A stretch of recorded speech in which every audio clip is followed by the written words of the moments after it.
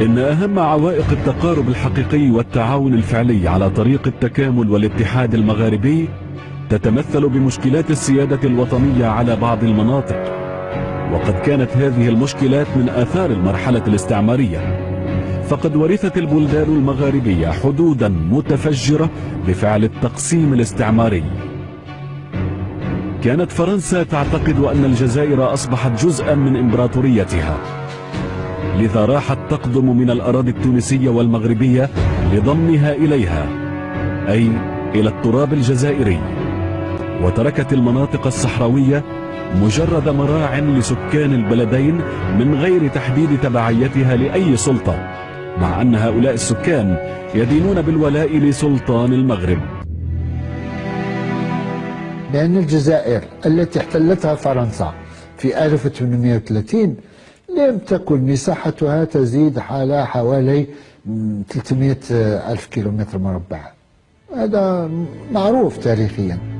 كانت فرنسا قد أبرمت اتفاقية اللامغنية حول الحدود مع المغرب بتاريخ 18 من مارس آذار عام 1845، وتضمنت 7 نقاط رئيسية ويمكن تلخيصها على الشكل التالي: ستبقى الحدود كما هي وكما كانت سابقا بين المغرب وتركيا بدون تعديل، ولا يمكن لأي دولة أن تقوم بأعمال إنشائية على الهوامش الحدودية، كما لن يكون هناك أي تحديد لهذه الحدود بالحجارة.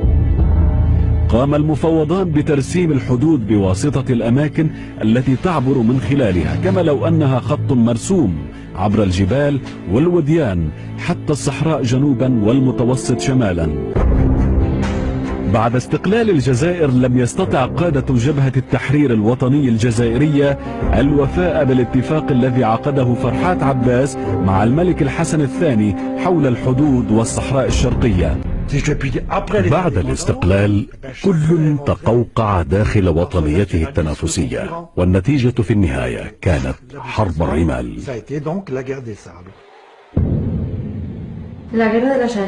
كانت حرب الرمال بين الجزائر والمغرب نتيجة لمطالبة المغرب بالمناطق الخاضعة للإدارة الفرنسية في الجزائر.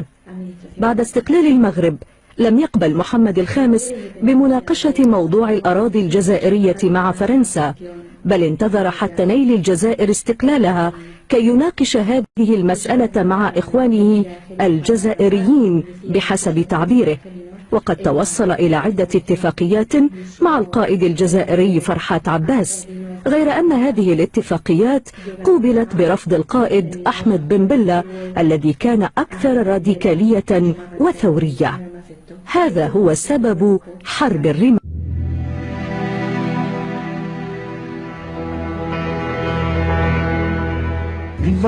كانت هناك تعبئة غير معقولة من أجل الحرب، كانت أشبه بهوس وطني. تم التعبئة الوطنية في هذا البلد ضد الوطنية في البلد الآخر. تركت حرب الرمال شرخا قويا في العلاقات المغربية الجزائرية، حينها نسي قادة الدولتين سنوات التآزر والتنسيق من أجل إجلاء الاستعمار الفرنسي، ونسيت الشعوب روابط اللغة والدين والتقاليد، وحلت الضغينة. في رسالة غير مؤرخة وجدناها في الأرشيف الفرنسي كان قد بعث بها الملك الحسن الثاني إلى الرئيس الجزائري أحمد بن بلة بعد اندلاع حرب الرمال، جاء فيها: فخامة الرئيس، أثناء اللقاءات التي جرت مع مندوبي بلدينا حول الأحداث الأليمة التي وقعت في حاس بيضة وتنجوب، ومحاولة الوفد المغربي الجزائري المشترك التوصل إلى وسيلة لوضع حد للخلاف العسكري واتساعه إلى مناطق أخرى، وصلتنا معلومة رسمية من ولاية وجدة.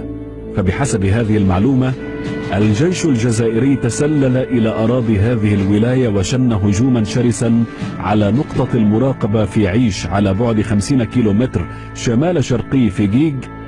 وبصفتك المسؤول الأول عن مصير الجزائر ومستقبل شعبها، فمن المستحيل ألا تدرك خطورة هذه التصرفات أو نتائجها. إن توجه السياسة الجزائرية التي ترجمتها تصرفات عنيفة لا يسمح بأي حال من الأحوال إيجاد حلول للمشاكل العالقة عبر التفاوض والحوار المباشر. في الختام أبلغكم أن المغرب مستعد لمواجهة كل الظروف الطارئة بكل الوسائل الممكنة. وقع وقف إطلاق النار بتدخلات من الدول الإفريقية، حيث تأسست لجنة اجتمعت في باماكو، وظلت هذه اللجنة تجتمع إلى حتى سنة 64، حيث أقرت بأن هناك فعلا خلاف على الحدود بين المغرب والجزائر.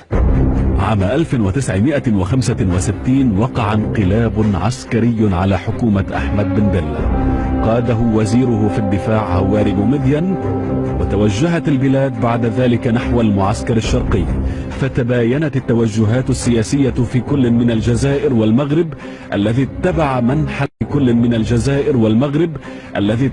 منحى المعسكر الغربي، وازدادت الصراعات حدة بين البلدين في عهد الرئيس هواري